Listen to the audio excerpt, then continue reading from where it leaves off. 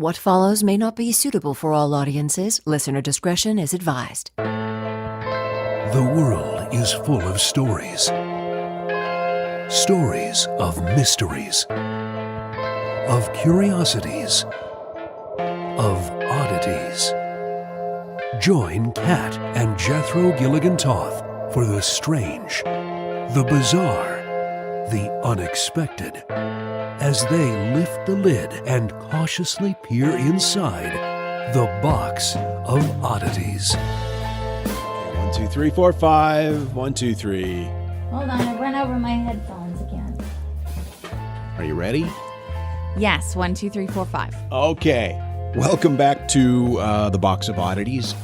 I'm Jethro Gilligan-Toth, and that lady running over her headphone cord is Kat. Okay, I got him. All right. You all Hello. set? Hi. Okay, I'm ready. I'm really excited about today's episode. I got something that I kind of stumbled upon. I wasn't even looking for this, and I found it while I was researching another topic. Sometimes that happens. So and sometimes those end up being the best topics. Well, that remains to be seen. We'll see. I'm excited about it. Thanks to everybody who has taken the time to give us a 5-star rating and a positive review on iTunes. That helps us to be able to continue to grow this podcast. We greatly appreciate it. Also, you can find us on Facebook, on Instagram, on Twitter, and smoke signals. That's what we do. Our website is theboxofoddities.com, theboxofoddities.com. And by the way, if you have any ideas for topics or subjects on the podcast, you can send your ideas to curator at theboxofoddities.com. Yeah, the powers that be would love to hear your suggestions. Right, our Box of Oddity overlord, if you will. Okay, so are we going to spin the blue glass head again to determine who's going to go first today? Well, since neither of us ever seems to have any change, apparently, where did the blue glass head go? It's right here. Yeah, that'll work. All right, here we go. Spin the blue glass head, which, by the way, you posted a picture of on our social media. You get to go first. Ooh, this is very exciting. All right. I like going first because then I get to get my story out and then I just get to sit and listen. And it feels more like, okay, I've done my job and now I can move on to the fun stuff. Okay. Which I guess sharing is fun too, but I don't know. It's As we've so discussed much. before, it's nice to just kind of sit. I enjoy sitting very much. You are a world-class sitter. In fact, you're probably ready to join the Pro Tour, Thank you. the Pro Sitters Tour. I want to stay at the amateur level, though, because then I can make money. And you can compete in the Olympics, which I guess they changed that rule anyway. So Did they? Yeah. Oh. You can be a professional sitter and still be in the Olympics. Oh, I didn't know. I don't follow the Olympics as I hate it. Anyway, okay, so here we go. Ready? Ready! So we see all the time new and sometimes strange body modifications, corset piercings, subdermal implants. Let me just stop you right there. This isn't about genital piercing, is it? Because next to having somebody stick something in their eye, that really is the most horrifying thing I can think of. Piercing? No. Okay. I've got tattoos, but today we're going to talk about the traditional, the tribal body mods. All right. And there are many. I really had to kind of narrow down. I was overwhelmed with information once I started looking. So much and so incredible. And this is one of those topics that there's definitely going to be photos and links on the Instagram and Facebook and such, because some of it's just, it's hard to fully grasp without seeing pics. Now, when you mentioned that, the first picture that came to my mind was like with the big lip disc. Lip stretching. Is that what we're talking about here? That's the first thing that we're talking about. Lay it on me. It's a form of body modification that began over 10,000 years ago. And it's been practiced in many parts of the world, from Africa and South America to Europe. At present, the only remaining tribe still practicing lip stretching is the Mercy tribe. And according to the tradition, lip stretching takes place before a Mercy woman gets married, but only according to her will. It's not one of those forced mods. She chooses to do it because it makes her more attractive and she's more likely to snag a man depending on how far she can stretch her lip. That's like a sign of beauty. That's right. The more you can stretch your lip out, the more beautiful you are. The procedure starts by piercing the lower lip, and then a slender stick is inserted into the small hole, and as time passages, bigger discs made from clay or wood are fitted into the lip hole until it just can't stretch anymore. So you start with like a toothpick kind of thing? Right. And then you get to the point where it's like... Right, like gauging any other piercing. You know, you start small and then you just stretch it wider and wider. Until you can get a log in there. Right. Like many forms of body modifications, it's seen as an expression of social adulthood and reproductive potential. Often, the size of the plate is correlated with the size of the woman's bride wealth. So you can see how these women persevered until their lips could take plates of up to 12 centimeters or more in diameter. How much is that? Think about the size of a traditional stove burner. Wow. Yeah. Wow. We do this show in America, if you're listening to this, globally. And because of that, we're probably thought of as idiots because we don't understand the metric system. Yeah. It doesn't make any sense. No. It's different. Yeah. Stove burner, I get. Stove burner, yes. The smaller one, no, not the big one. Okay. That's good. Because that'd be crazy. So that's something. All right, moving on. Tooth sharpening. Tooth sharpening is a practice of manually sharpening the teeth, usually the front incisors, using a chisel or a knife to file them into desirable shapes. In Bali, the teeth were filed because they believed that the teeth represented negative emotions like anger or jealousy. Teeth filing, which in some traditional cultures shamans will perform. They use crude tools and no anesthetic. It's believed to satisfy the soul and make women more beautiful. Wow. Teeth filing was used by Aborigines for spiritual reasons, as well as the sort of Vietnamese and Sudanese tribes. In Mayan culture, the teeth were sharpened and sometimes designed carved. Designs were carved into the front of them to distinguish upper class. And many cultures would sharpen their teeth to imitate animals. To say that this is a painful process is an understatement. I can't even imagine. I mean, just the idea of it in my butthole is like clinching shut. Multiple people are needed to hold down the person that it's happening to.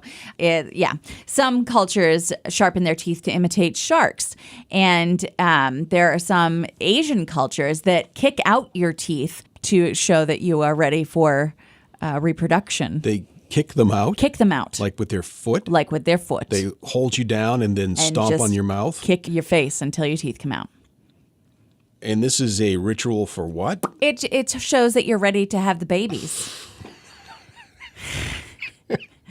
Hey. Okay. Let's respect other cultures. Yes, it's weird and different. I'm trying to do that. I'm trying to remember that it's just a different culture, right? And that we have our own bizarre rituals. We absolutely do. That we think make us look beautiful. And in reality, when we get a little distance between particular fads, we realize how stupid they were. It's true. Remember 80s hair? I was just going to say the big permed hair that I had in the 80s. It was pretty insane, right? Yeah. Those Aborigines would laugh at you. They probably They would be like, is that a mullet? But we wouldn't be able to tell it. if they were smiling because all their teeth had been kicked out. Stop.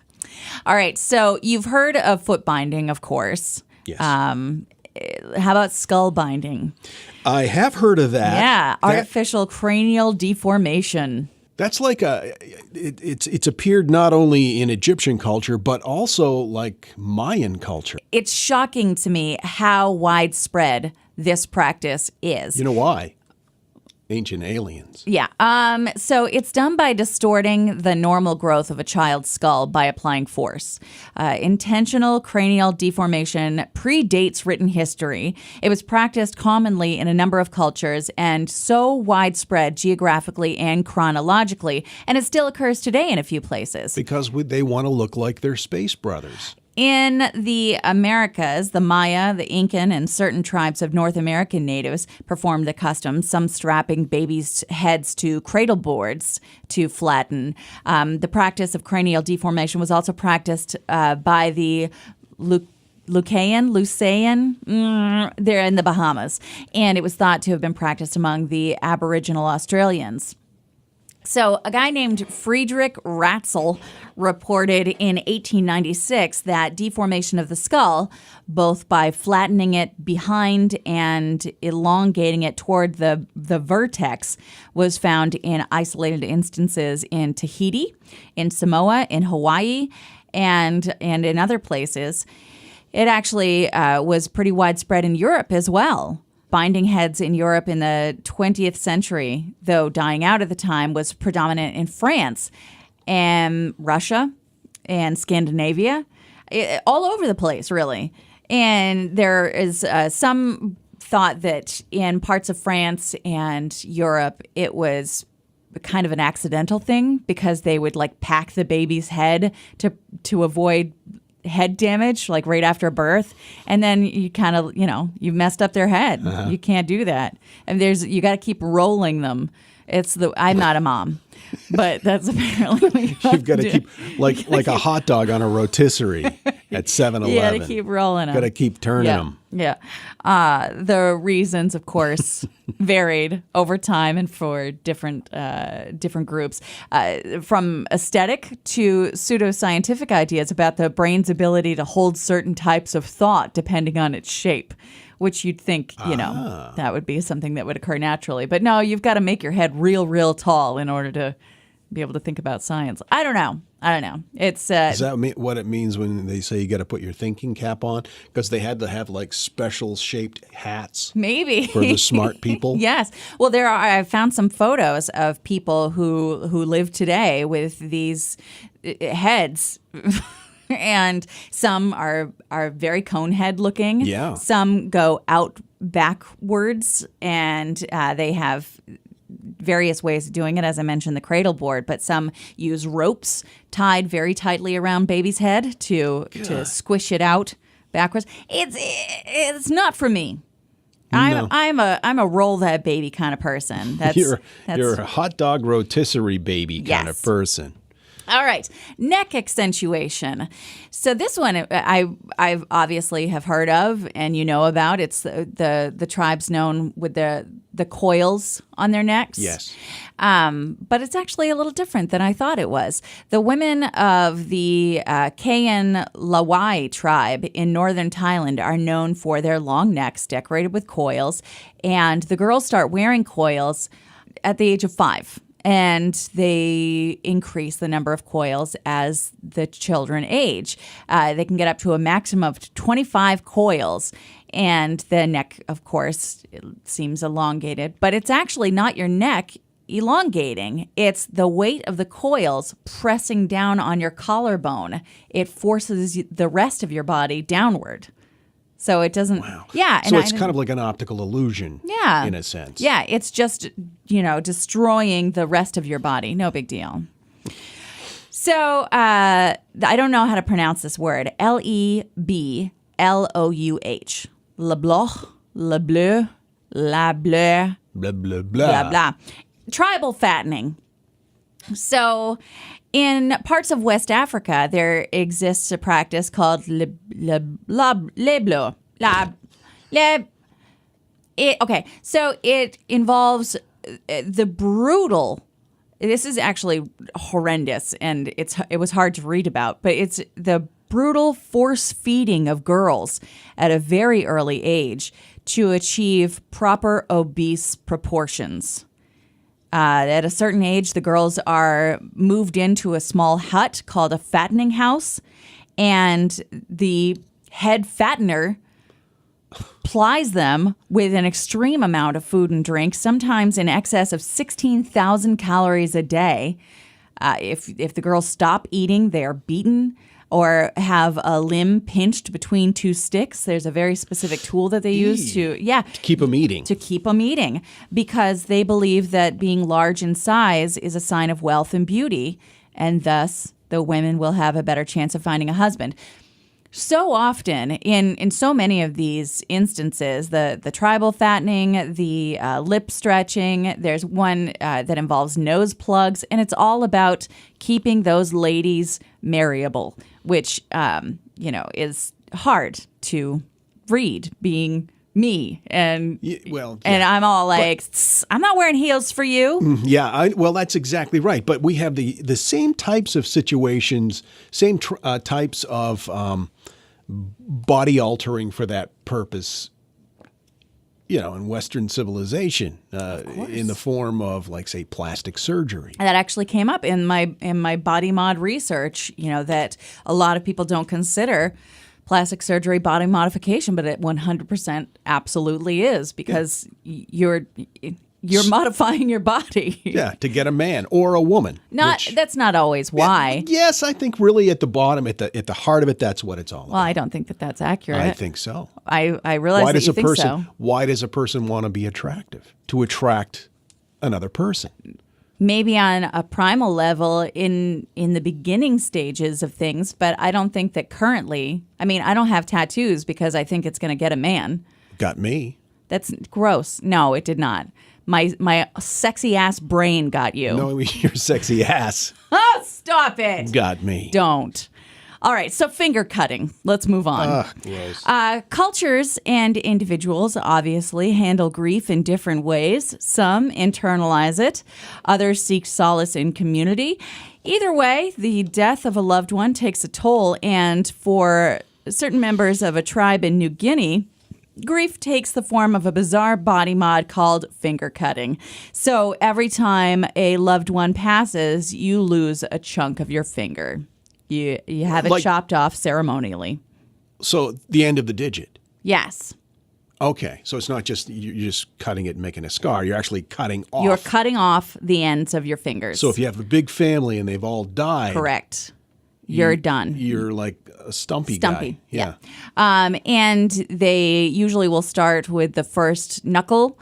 And that's where you cut down to. And then, of course, as you get older, more people die. So you go down to the second knuckle, and various people perform it in various ways.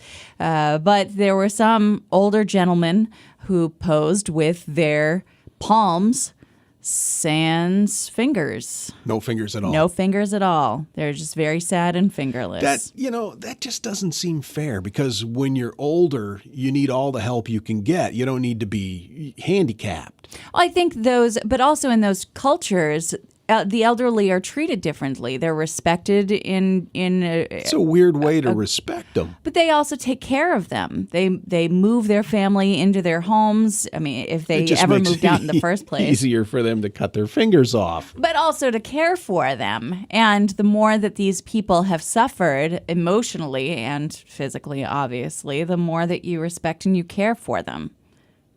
Okay. Right? I'm just going to chalk that up to different culture. Well, yeah, you should. That's the way that it works. All right, let's move on to penis splitting. So, whoa!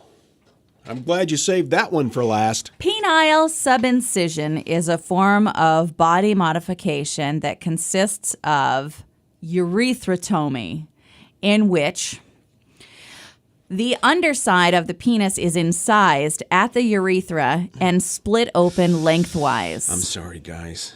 So imagine I'm holding up two of my fingers now, and this is your wiener, right? Yeah. And then they start the cut here. Wait, no, two fingers. If you're going to use my wiener as an example, could you at least use your wrist? Stop it. So just to make me feel better? The split, of course, can vary in lengths, but in extreme cases, it goes the entire length of the peen. And that means that their pee hole is now at the base of their penis, which means they have to sit to urinate. Some men would have like tubes that they would use to pee. It's traditionally performed around the world, notably in Australia, but also in Africa, South America, and Polynesian and Malaysian cultures of the Pacific as a coming-of-age ritual. There is obviously a long list of disadvantages. You suddenly got very quiet over there. I had to put my head down for a moment. So I have a picture. Oh, good. And Gonna put that on our website? So that'll drive traffic. There. Oh my God. It also happens to some people in the central desert of Australia. It was a rite of passage for young men, and in one culture, those who chose to have it done were the only ones who were allowed to learn a sacred language of their culture, which is really interesting. And because the practice is no longer practiced, that language subsequently has died out, which is really kind of sad. I mean, I'm not a fan of genital mutilation by any means, but it's sad that the parts of the culture have died because, we don't cut into weens anymore. There was actually a story about a specific culture that, because of where the end is, you can do peenie to peenie when the hole is all the way down at the base. Okay. Do you understand what I'm saying? I do understand what you're saying. Sure. Split a hot dog all the way down to the bottom, and then stick a hot dog in the bottom of that hole. That can happen, And that's enjoyable? It's not enjoyable. No, Why would somebody it's part do of that? a rite of passage. Oh, I see. Yeah, and it's apparently pretty painful. I would rather just stick with the 80s hair. You prefer your mullet? I prefer the mullet. I've seen pictures of that mullet, and there are some of these body mods I would choose over that hair. Oh that my was God. That was really gross. But yeah, that was my last body mod. I hope that you enjoyed it. Holy crap. So how long has it been since the whole peens-ween split thing stopped being a rite of passage? It's hard to say because some of these cultures are so removed from the rest of the world, but there are photos and fairly recent photos of weens that have had it done. So it still happens, is what I'm saying. But this went on People still do it. For what, thousands of years? I don't know. It's estimated? Sometime. It went on for a while. Yeah. For a long time. What was the moment when they said, you know what, let's stop doing this? This is crazy. That's a really interesting question. What was the driving force? Yeah. I bet it was like a guy in the tribe who is like Dave. And Dave was like, you know what? No, I'm not going to let you hot dog skewer me. I'm keeping everything round and the way that, don't flay my peener. Yeah. Yeah. Mate. Because it's Australia. Yeah, I got it. Oh, so anyway, I need a moment to recover. Sure. From that, but fascinating stuff. Really fascinating and I love how you're saying it, and you're just as sheet white as you can be. That's really fascinating. Thanks. Need a moment. All right, that was great, sweetie. Thank you. Good stuff. Do you want to see a penile subincision? No. You're listening to the Box of Oddities. The question is, why? Here are 5 weird facts really quick. Number 5, more people have been killed by molasses than by coyotes. In 2015, more people were killed from injuries caused by taking a selfie than by shark attacks. Number 3, Betty White is literally older than sliced bread. Billy goats urinate on their own heads to smell more attractive to females. I'm glad we're not billy goats. Billy, I can't. I'm not. You know what I was getting at. And the number 1 weird fact: more photos were taken in the last 2 minutes than in the entire 19th century. Wow. Yeah, no, I believe that. Yeah, for sure. I've taken 6. The Box of Oddities. with Kat and Jethro Gilligan Toth. We're on Instagram, Twitter, and Facebook. I just watched a video of a billy goat peeing on his own face, and he looks really upset about it. He doesn't look pleased with his choice. Right, today I'm going to talk about encephalitis lethargica. That doesn't sound very exciting, does it? It sounds unpleasant for sure. How about this? The sleeping plague. Okay. That's more catchy. Okay. I think I'm somewhat familiar with this. After the First World War, an epidemic of encephalitis lethargica, and by the way, this is according to the U.S. Library of Medicine National Institute of Health. Okay. An epidemic of encephalitis lethargica started in Vienna and spread across the world. Many of those who survived developed a range of post-encephalitic syndromes. You've seen the movie Awakenings, the one with Robin Williams? I don't think I've seen it. I know of it vaguely. It's based on a book written by a doctor named Oliver Sacks, who worked at Mount Carmel, an institution outside of New York, which had 80 patients that were still suffering from the sleeping sickness. What happened was they would get this type of encephalitis, and many cases, they would just kind of go into a locked-in state or almost a coma-like state. Like locked-in syndrome? Kind of like that, yeah. But not just for a little while, for a long time. Here's an example. One of the patients named Rose was struck by sleeping sickness when she was 21 years old.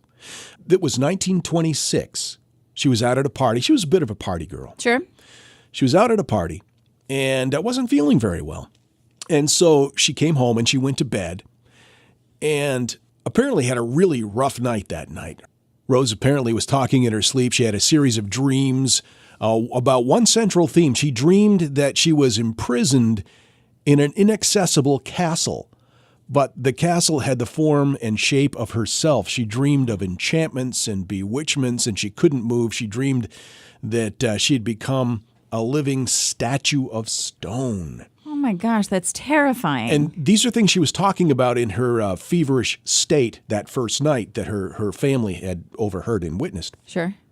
So she went to sleep in 1926 and woke up in 1969. Oh my gosh. That's when That's terrifying. Oliver Sacks, I know, Oliver Sacks was experimenting with a drug called L-Dopa.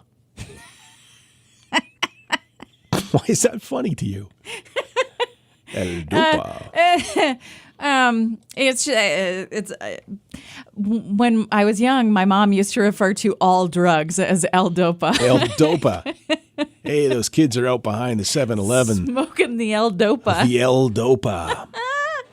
Okay, I'm sorry. This Go is- ahead. this is a different- serious. This is horrible. Different type of L-Dopa. Sure, different. One of her sisters said that before they took her to the institute, that she looked as if she was trying hard to remember something, or maybe doing her damnedest to forget something. Whatever it was, it took all of her attention. But then she just slipped away slower and slower, and they never saw her beloved kid sister again. Awful. So she wakes up in 1969. She can't believe it. Obviously. Yeah. She's like, what? It's 1926. And they said, no, it's 1969, and you're no longer 21. You're like 63 or whatever it figures out. I'm not a math guy. I'm not a math guy. She tried to understand it, but she had not had those 40 some odd years of experience. She still felt like she was 21 years old, and understandably so. She told dirty jokes. She wanted to drink bathtub gin. No, you don't, dear. She was still a flapper during Prohibition in her Right. mind. And she just could not understand that all these years had gone by. Oh, man. That's terrifying because like you said that she was having these dreams during her fevered state where she was trapped in a castle that looked like her. And I mean, I've been having a lot of peeing dreams lately, and her dream came true. So you're afraid that you might pee on the couch? Yeah, I told you about that one. Yeah. That was a scary dream. Was. We have a new couch. But other than the fact that she couldn't understand where her 4 decades of her life had gone, she seemed to be pretty well adjusted. She would call out to the doctor, Dr. Sacks, I walked to and from the building today. It was a distance of a couple hundred yards. She says, it's fabulous. It's gorgeous. she really was starting to, at one point, embrace her new life. Sure. But then she would start to slow down, and they would have to give her more and more of the L-Dopa. 15 minutes after receiving her medication, she'd be up again. Her voice was great. She'd be walking fully restored. She'd be cheerful, smiling, talkative. And then she would start to fade again. And it just got to a point where they knew that it wasn't going to last. One day she said breathlessly, this is from Oliver Sacks' book, "I feel great today, Dr. Sacks. I want to fly. I love you, Dr. Sacks. I love you. I love you. You know, you're the kindest doctor in the world." And then the next minute, she'd be like yelling at people in her room, like this one person that was drinking out of a water fountain. She would yell, "Dolores, get away. Stop sucking on that water fountain. We all know what you want to be sucking on." Oh, man. Yeah, she was a saucy flapper. Anyway, they decided that she just wasn't going to respond, and they stopped giving her the L-Dopa, and she just went back to her stone statue state. Oh, my gosh. Sadly. Wait. There's no happy ending. She was cool with that? Yeah, she just decided that she was better off because she couldn't understand where the 40 years went. That's terrifying and so sad. Another example is that of Leonard. Now, he was portrayed in the movie Awakenings by Robert De Niro. Okay. Okay. But Hollywood kind of sanitized his story. As they so often do. In the story, he fell in love with somebody, and he was very romantic and sensitive, and that wasn't really quite the case. When he came out, he was drooling, and he was sweating a lot, and he was delusional and had hallucinations. And apparently, he once he came, because he was in that locked-in state, that stone statue state for 40 years, he couldn't stop masturbating. Oh. Yeah, and they didn't mention that in the movie. No. Yeah. He apparently would lock himself in his room and masturbate just chronically all the time. But, to be fair, it had been 40 years. Right, yeah. And so, I mean, it makes sense that you're sharing his story now because of how you identify with him. Right, I am a chronic masturbator. No, seriously, if I had been sitting there in a chair for 40 years with my hands folded in my lap and I suddenly wake up, that's the first thing I'd want to do. I'd be like, yeah, just, give me some hand lotion and, a subscription to Pornhub. And yeah, just tootle off, leave me alone. I'll be in here bopping the bishop, as the kids say these days. Sure, yeah. No, seriously. I mean, that'd be the first thing I'd think of. But I guess after a while you'd stop. But he didn't. He just at one point he got loose and he went outside and climbed a tree and he was just yelling, "I want a woman." Sure. And he couldn't understand why they wouldn't bring him a prostitute. All he wanted was a prostitute. We call them sex workers now. Okay. This is according to Dr. Sacks' book. Okay. He called him a prostitute. Sure. Yeah, sex worker, whatever you want to call it. So eventually, but he faded away too. They stopped giving him his medicine because of similar types of situation where they kind of built up an immunity to it. Oh, yeah. Yeah. And my mom said that would happen. Apparently, he didn't build up an immunity to his chronic masturbation. No. Oh, that's so sad. Yeah. In our final story, according to Scientific American, Eleanor Carey, an eloquent young woman living in New York City, fell into a sleeping beauty-like trance in February of 1923. Many years later, she described these symptoms in a magazine article. She was one of the success stories where she did wake up, but didn't have immunity developed to the L-Dopa. Oh, good. I'm glad that you're sharing one of these stories, too. Otherwise, it's just sad. Just one. Yeah.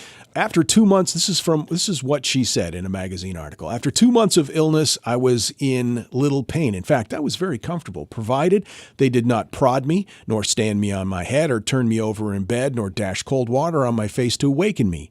It was so heavenly just to be allowed to sleep. But these people around me seemed determined to prevent me from being comfortable. When the idea finally crept through my sleeping brain that I must awaken, it seemed to be physically impossible. I wanted to be obliging, but I just could not do it. It seemed to me to be just as difficult to come to consciousness as it would have been if I had been buried in a pit as deep as the center of the earth. Wow. Where the circular walls around me were so shiny and made of polished marble I could not find a crevice for my fingers on either side or any place to put my foot. But I must climb out of the pit with my bare hands. Perhaps it will give the reader a vague inkling of the dreadful lethargy which completely overpowers the victim of this disease and renders him impotent to make the effort to help himself. Yeah, it's like after Thanksgiving dinner. That's how I feel. Just having eaten all that, I just feel like I'm in a food coma. Yeah. I think this is a little bit of a difference. Oh, all right. From encephalitis lethargica Sure. and too much All right. pie. No, you're right. Yeah. You're right. Let's just ruin my fun. No, I wouldn't want to do that. Fortunately, there has not been an outbreak of encephalitis lethargica of that magnitude for many decades. Let's hope it doesn't happen again. That is terribly sad. Also, incredibly fascinating. It is. And I brought up Locked In Syndrome earlier. The Diving Bell and the Butterfly is one of my favorite movies. It's heartbreaking and amazing, and the way that the brain works is mind-blowing. And so it sounds like it's kind of a similar state. And there's another book that I read recently, and it was a different situation, but it was written by a guy named Martin Pistorius, and it's called Ghost Boy. And it's a autobiographical account of what happened to him when he was 16. He went into this locked in. He was totally aware of what was going on, but nobody knew it. And he was abused in the care facility, and he was aware of what was going on, but he couldn't do anything. But then one day he woke up. That's a good book. yes. Oh, did he get his revenge? Yes, he did. Yes. Yeah, he did. I want to watch that movie. It's not a movie, it's a book. It should be a movie. It probably will be at some point. Yes. Yeah. So now we got to watch Awakenings. We'll go home and watch that. Yes, please. And The Diving Bell and the Butterfly. Okay, that sounds good. And that new movie that hasn't been made yet. Yeah, we'll look forward to that. Yeah. Maybe we can time travel. Sleeping Revenge. Bum, bum, bum. Sounds like a Hallmark movie. Thanks for joining us at theboxofoddities.com. We have social media all up at the wazoo. Yeah, I will share a picture of one of them split hot dog wieners No. on our Instagram page. So you'll want to see that. Also, follow us on Twitter and Facebook. And if you have suggestions for a topic you'd like us to research and explore, you can send it to curator@theboxofoddities.com. So I guess that's it. Goodbye. Yeah, okay. And so, let it be known that the Box of Oddities belongs to you, and its fate is in your hands. Therefore, it's been requested by those of whom I report to beseech you for assistance. The Box of Oddities is free. We ask but one thing of you, to provide a 5-star rating and a positive review. True, that is 2 things. However, 'tis merely a 5-star rating and a positive review. Also, subscribe to us. Okay, so 3 things is all we ask. 3 things and 3 things only. Henceforth, the Box of Oddities commits to the telling of stories. Stories of the strange, the bizarre, the unexpected. We wish to offer our deeply felt gratitude and appreciation for your patronage. TheBoxOfOddities.com. On Facebook at facebook.com/Box of Oddities Podcast. On Twitter at Box of Oddities and Instagram at Box of Oddities Podcast. Copyright 2018. All rights reserved.